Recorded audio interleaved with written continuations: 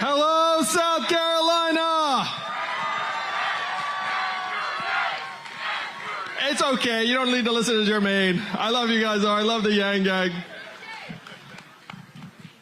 Thank you all. It's tremendous to be here. You don't know it, you don't feel like it all the time, but you are among the most powerful people in our country today. Where I did the math, do you know how many Californians each South Carolinian is worth? About 500. So there are 500 people here today, that's like 250,000 Californians. It's like 6 football stadiums full of Californians. That's why presidential candidates will come to you all and present our vision for the future of this country, because you can actually control that future. Again, it doesn't feel like it, you're just living your lives. You're Democrats and independents and Republicans and conservatives who are here today. Mostly Democrats though, am I right? But you all can turn this country in a whole new direction in just a few short months. And the question you all have to ask yourself is this. It's a question that Democrats have to get right in particular. The question is, how the heck did Donald Trump become our president in 2016? I mean, everyone here, you have friends and neighbors and family members, as do I, that voted for Donald Trump. And if you were to turn on cable news, to your point, why would you think that he's our president today? You all know Russia, yes. What else on that list? The Electoral College, Facebook, Hillary Clinton, the FBI, emails, all mixed together. But I did the math. There's a very clear and direct explanation for why he's our president, and this is what we have to take to the rest of the country. The reason why Donald Trump is our president is that we automated away 4 million manufacturing jobs in Ohio, Michigan, Pennsylvania, Wisconsin, Iowa, and tens of thousands right here in South Carolina. There's a straight line up between the adoption of industrial robots and automation in a voting area and the movement towards Donald Trump. Unfortunately, it's not going to stop at manufacturing. It's now going to shift to other parts of our economy. How many of you have noticed stores closing around where you live here in South Carolina? And why are those stores closing? Amazon, that's right, a one-word answer. Amazon sucking up another $20 billion in business every single year. How much did Amazon pay in taxes last year, South Carolina? 0, that's right. They paid less in taxes than everyone here in this vast group of people. So that is your math, South Carolina. 20 billion out, 0 back. 30% of your stores and malls are going to close in the next several years. And the most common job here and in most of the country is working as a retail clerk. The average retail worker is a 39-year-old woman making between $9 and $10 an hour. What is her next move going to be when her store closes? Like Jermaine said, how many of you have seen a self-serve kiosk in a fast food restaurant when you walked in? McDonald's is going to roll self-serve kiosks out in every location in the country by 2021. Working in food service or food preparation is the 3rd most common job in our country. When you all call the customer service line of a big company and you get the software voice on the other end, you probably do the exact same thing I do, which is you pound 000, say human, human, human, until you get someone on the line, right? Raise your hand if that's what you do. Oh yeah, everyone's hands up. I do the same thing. That software is super irritating. You like breathe a sigh of relief when you get a person on the line. But in several short years, the software is going to sound like this. Hey Andrew, how's it going? What can I do for you? It's going to be fast, efficient, delightful. You might not even realize it's software. What is that going to mean for the 2.5 million Americans who work in call centers right now who make on average $12 to $14 an hour? Donald Trump is not the cause of all of our problems. He's a symptom. He's a manifestation. We're in the midst of the greatest economic transformation in the history of our country, what experts are calling the 4th Industrial Revolution. When is the last time you heard a politician say the words 4th Industrial Revolution? Just now, am I right, South Carolina? And I'm barely a politician, in case you haven't noticed. I'm going to talk about one example that's near and dear to many of you. How many of you know a truck driver here in South Carolina? No surprise, driving a truck is the most common job in 29 states. And my friends in California are working on trucks that could drive themselves. They're motivated by the most American of reasons, the money. $168 billion a year in cost savings if they can successfully automate away truck driving jobs. What is that going to mean for your friends and neighbors and the 3.5 million Americans who drive a truck for a living right now, make about $50,000 a year, 49-year-old men?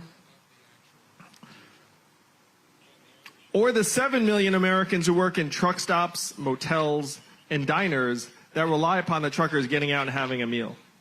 The robots don't need to stop. If you're a human truck driver, you know this. You have to get out of your truck after 14 hours so you can go to sleep. The robot truck never needs to stop. And only 13% of American truck drivers are unionized. This is not going to be a negotiation. The robot trucks are already on our highways in Arizona. UPS just invested. You can actually YouTube clips of the self-driving trucks on our highways right now. If you can imagine what happened to the manufacturing workers dialed up to 11 or 12, that is where we're heading as a country. And it is up to you, the voters of South Carolina, to present a different vision for our country as quickly as possible. Now, what is that vision? When you first heard about me and the campaign, you probably heard something like this. Like Jermaine said, there's an Asian man running for president who wants to give everyone $1,000 a month. You remember hearing that, South Carolina? And the first time you heard it, you were like, that sounds like a gimmick. That sounds too good to be true. That will never happen. But this is a deeply American idea. Certainly not my idea. Thomas Paine was for it at our founding, called it the citizen's dividend. Martin Luther King championed it in the 60s. It is what he was fighting for when he was assassinated in 1968. Called it the guaranteed minimum income for all Americans. 1,000 economists endorsed it in the 60s. It passed the U.S. House of Representatives twice under Richard Nixon in 1971, called the Family Assistance Plan. And then one state adopted a dividend 11 years later, where now everyone in that state gets between $1,000 and $2,000 a year, no questions asked. And what state is that? And how does Alaska pay for it? And what is the oil of the 21st century? Technology, software, self-driving cars and trucks, big data. How many of you saw that study that just came out that said that our data is now worth more than oil? Raise your hand. Do you all remember keep your hand up if you remember getting your data check in the mail. Where did the data check go? I can tell you exactly where it went. It went to Facebook, Amazon, Google, and the rest of the Silicon Valley crew, these trillion-dollar companies that are paying zero in taxes. I'm going to ask you all, South Carolina, whose fault is it that they're paying zero in taxes? Is it their fault or is it our fault? It's our fault. It's their job to try and pay as little in taxes as possible. But it is our job, it is your job, to make sure they can't do that. Am I right, South Carolina? So this is the vision of a trickle-up economy, from our people, our families, and our communities up. We can easily afford this $1,000 a month for every American adult. And after I'm president, thanks to you all, in 2021 and the money comes into your accounts, how will you spend the money in real life? Where will the money go? Go ahead and shout it out.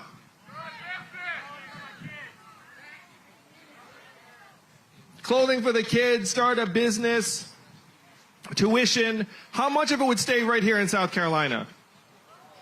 Almost all of it. A little bit of it would float up to the cloud. You'd upgrade your Netflix subscription, maybe buy an extra toaster on Amazon. But most of it would go to the things you spend money on every single day. Daycare expenses, car repairs you've been putting off, Little League signups, local organizations, local political causes. This is the trickle-up economy that you can make real as early as 2021. This is the vision of the economy we have to take to the rest of the country, and with you at the helm, it can spread like wildfire. Because right now, we are heading off a cliff. We're going in the wrong direction. How many of you were excited about GDP when you woke up this morning? You're like, oh, even though it's a weekend, I'm going to make a big contribution. Of course not. It's ridiculous. It's gotten so bizarre that our GDP is at record highs, also at record highs in America today. Stress, anxiety, student loan debt, even suicides and drug overdoses, all record highs. It has gotten so bad that our life expectancy has declined for 3 years in a row. Do you all want to know the last time America's life expectancy declined for 3 years in a row? I love you, Yang Gang. The Spanish flu of 1918. Global pandemic that killed millions. That's the last time America's life expectancy declined for 3 years in a row. Now it is declining because suicides and drug overdoses have overtaken vehicle deaths as cause of death in the United States. But it's okay because GDP is high. That's the perversion of the economy that we're in right now. We're following GDP off a cliff, and even the inventor of GDP 100 years ago said this is a terrible measurement for national well-being and we should never use it as that. 100 years ago. Here we are trumpeting it. So if you don't get excited about GDP when you wake up in the morning, South Carolina, what would get you excited if I say it got better in your towns and communities? Childhood success rates. Yeah, as a parent, how many would get excited about that? How about clean air and clean water? How about mental health and freedom from substance abuse? How about our own health and life expectancy? These are the measurements we should be using for our own progress, and as your president, I will update GDP to the new American scorecard, and I will present it to you all every year at the State of the Union. I will be the first president to use a PowerPoint deck at the State of the Union.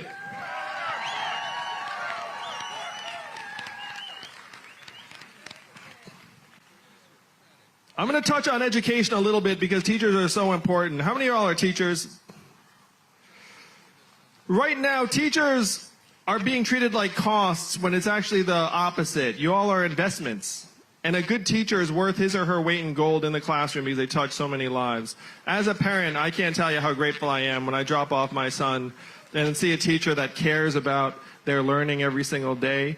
If you actually measured that impact, teachers would be getting a raise. Am I right, South Carolina? And that's exactly the direction we should go. We should start prioritizing teachers and also lighten the emphasis on standardized tests that at this point are more about telling our kids what they can't do than what they can do. Am I right? A bit of a history lesson. We actually came up with the SAT during World War II to figure out which kids we didn't want to send to the front lines. And now we still use the SAT every single year, like every year is wartime. And that's messed up. There's no reason to do it. So this is a vision of our economy that we can get excited about, a vision where our kids go to school to learn, and the teachers have a chance to teach in a genuine way, that we can measure our economy by our own progress and well-being.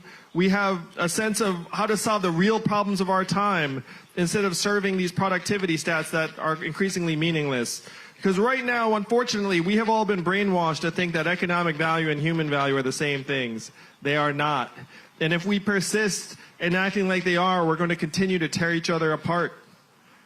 The technology is not going to care if you're a smart, conscientious, hardworking truck driver or a lazy one. The robot can still do the job better. So we have to wake our fellow Americans up to the fact that it is not immigrants that are causing these problems. It is technology and the evolution of our economy. Donald Trump is our president today in part because he got some of the problems right. He came and said, we're going to make America great again. And what did Hillary Clinton say in response?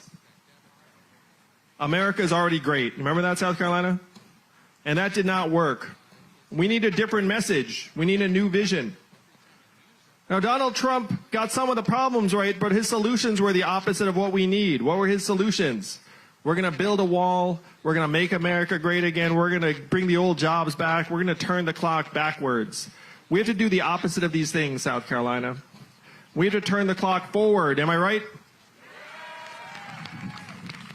We have to accelerate our economy and society as quickly as possible. And we need to evolve in the way we think about work and value. I'm going to close just talking a little bit. I just left my wife and kids. My wife is at home with our 2 boys, one of whom is autistic. What is her work included at in GDP every day? Zero. And we know that's nonsense. Am I right? We know that the work she's doing is among the most important and challenging. This is the vision of a human-centered economy that we have to present to the rest of our countrymen and women as quickly as possible. And I'm the ideal candidate to bring this message because the opposite of Donald Trump is an Asian man who likes math. Thank you very much, South Carolina.